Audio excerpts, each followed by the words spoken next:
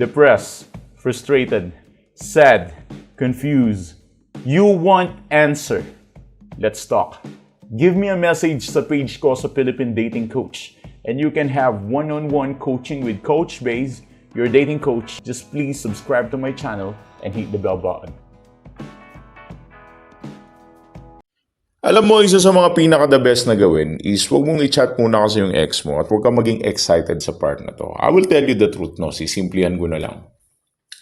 Pagdating sa breakup, isa sa mga pinaka-importanting piyesa, materials na meron ka is yung paninindigan. Alam nyo, pagdating sa breakup attraction, iba kasi yung breakup attraction sa ligawan, sa dating attraction. That's two different things. Pagdating sa dating attraction, we are being attracted to a person who is really beautiful, who's really handsome, who's really good characteristic behavior, or alam mo yon, yung behaviorally charismatic. That's what we want kapag makikipag-date tayo or nakikipagkilala tayo sa isang tao. Pero pagdating sa breakup attraction, it's a different thing. Kasi kilala mo na yan. Alam mo na yung itsura niya, tansyado mo na siya, kilala mo na yung behavior niya. Halos may pagkakakilanlan ka na eh. Pero, pagdating sa attraction, lagi mong tatandaan, ang paninindigan, ang salitang paninindigan. Okay, caps lock lahat yan ha. Paninindigan. Isa yan sa mga pinaka-attractive na bagay pagdating sa breakup. Pwede mo sabihin sa akin na parang labo naman ang paninindigan na yan. Anong pinopoint out mo, Coach Baze? But I will tell you here, all the teachings that I have is based on my experience. Lahat ng data or DNA ng breakup nasa akin. And because of the lessons that I've learned for a couple of years and thousands of clients that we've been through, marami na kaming naiintindihan na hindi maintindihan ng normal na mga tao. Dahil nga, it's our experience, it's our personal discovery. Isa sa mga na-discover ko is yung salitang paninindigan. Every time na merong breakup, dapat marunong ka manindigan. Kasi once na marunong ka manindigan, ang ex mo or ang partner mo, kusa siyang mag-a-adjust sa'yo. Let me tell you this one. Kasi kung iniisip mong i-chat yung ex mo ngayon, I want you to stop it first. At dapat meron kang hihintayin na possibilities bago siya mag-chat sa'yo. Or dapat meron kang hintayin na sign before you give a chat sa ex mo. Kasi kapag minamadali mo, ikaw na rin yung matatalo. At kapag hinihintay mo naman, pabaliktad yung mangyayari. Unang-una sa lahat, bakit hindi ikaw dapat yung unang mag-chat sa kanya? Here's my pointers. Kapag ikaw ang unang nag-chat, it simply means na ikaw yung unang naghahabol. Or kapag nagbibigay ka agad ng emotional access, binabasag mo yung curiosity at mystery. So yung ex mo, mafe-feel niya na safe siya, na nandyan ka pa rin. So ano naman yung dapat nating hintayin or clear signs para sa bagay na to? I mean, clear emotional reset. Ibig sabihin, kapag kalmado ka na at hindi ka na impulsive, nagiging signal to ng curiosity mula sa ex mo. Nag-view na siya ng stories mo, nagre-react na siya, nagkakaroon na siya ng indirect post, nagtatanong na siya sa mutual friends nyo. This is what we call internal shift pagdating sa'yo. At dumarating sa point na kaya mo na siyang hindi i-chat or kaya mo na siyang hindi habulin. So what's the psychology behind this waiting? The waiting builds psychological tension. Kapag wala kang ginagawa, sila na or siya na mismo yung mag-iisip. And the silence forces them to confront the loss. Or the anticipation or explanation for this ay ang simple lang naman.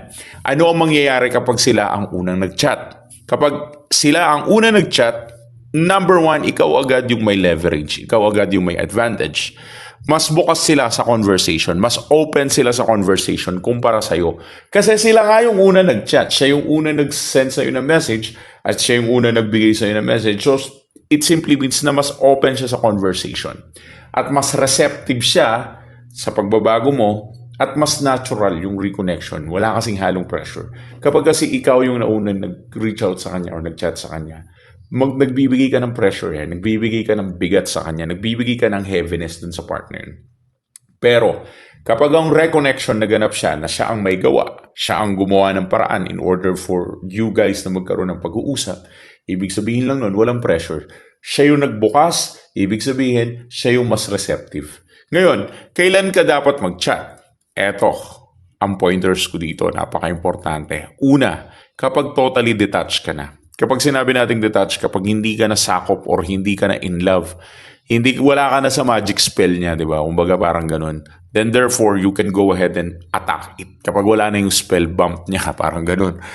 And pangalawa, kapag merong visible improvement, like you improve especially behaviorally, no? Pangatlo, kapag meron ng clear purpose sa chat or hindi yung kumusta lang, something like that. At kapag kaya mo nang i-end ang conversation calmly, then that would be the time na pwede ka na mag-chat sa kanya. So the biggest mistakes habang naghihintay is, or habang you are waiting, is the emotional posting, checking social obsessively. Kung pwede lang sana, wag mong i-stalk yung my day niya. Huwag ka mag-send ng mga closure messages or mga drama mo sa chat. That won't help you at all. Or asking the mutual friends to intervene. Kinakausap mo yung mother niya, kinakausap mo mga kaibigan niya, kinakausap mo yung pinsan niya, yung mga tropa niya, or kung sino mang Poncio Pilato dyan, para mga ilam sa relasyon at tulungan ka. So, alam mo, here's the thing ha, kung na-experience mo ang breakup as much as earlier tapos hindi mo kayang i-handle, alam mo, magpatulong ka na lang sa akin sa Philippine Dating Coach, give me a message doon. Pero specific lang ang situation, okay? Kapag hindi mo lang talaga kayang i-handle. Hindi mo naman kasi kailangan ipilit yung reconnection mo eh. Lagi mo tatandaan yan. Ang reconnection, hindi siya pinipilit. Kapag handa ka na, kusa naman lalapit yan. Kapag tama yung oras, dapat hindi mo yan minamadali.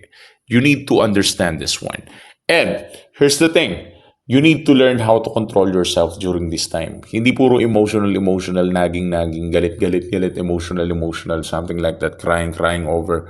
That won't help you at all. The one that will help you is just to stay calm, relax, always calm down. You will always win this game, okay? For one-on-one coaching phone call, give us a message, Philippine Dating Coach Facebook page. Thanks for watching.